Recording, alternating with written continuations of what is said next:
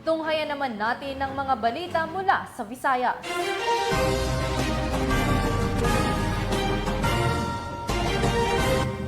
Nasabat ang mahigit kalahating milyong pisong halaga ng shabu mula sa isang high-value individual sa isinagawang bypass operation ng mga otoridad sa Dumaguete City, Negros Oriental.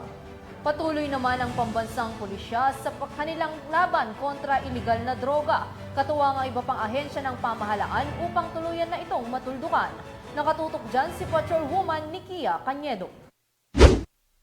Sa kulungan ang bagsak ng isang lalaking high-value individual matapos mahulihan ng higit 500K halaga ng hinihinalang shabu sa isinagawang by-bust operation sa Purok Yellow Bells B, Barangay Bagakay, Dumaguete City, Negros Oriental. Kinilala ni Police Lieutenant Colonel Don Richmond T. Conag, Officer in Charge ng Dumaguete City Police Station, Negros Oriental Police Provincial Office, ang high-value individual na suspect na si John Ray, 41 anyos, at residente ng Poblasyon 1, Tinago, Dumaguete City.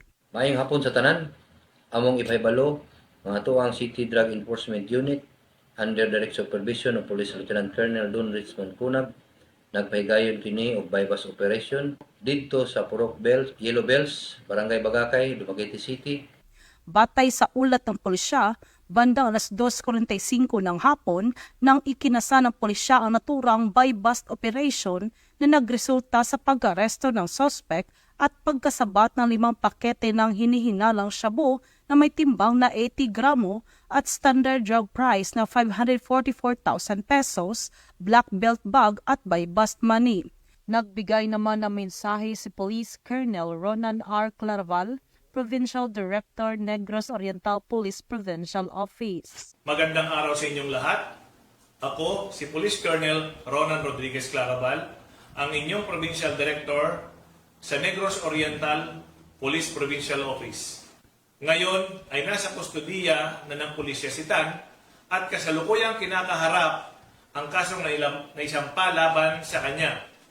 Ang tagumpay ng operasyon na ito ay bunga ng pagtutulungan ng kapulisan ng Dumaguete City Provincial Drug Enforcement Unit ng Negros Oriental Police Provincial Office at Regional Intelligence Division.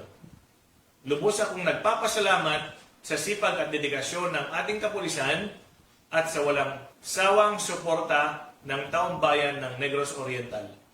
Maraming salamat, mabuhay tayong lahat. Ang Dumaguete City PNP walang tigil sa mga operasyon laban sa iligal na droga upang masakoti ang mga individual na nasa likod nito para sa inaasam na payapa at maunlad na bagong Pilipinas. Mula dito sa Central Visayas, ako yung Police News Network Correspondent, Patrolwoman Nikia Cañedo, alagad ng batas, tagataguyod ng balitang pulis. Maraming salamat, Patrolwoman Cañedo.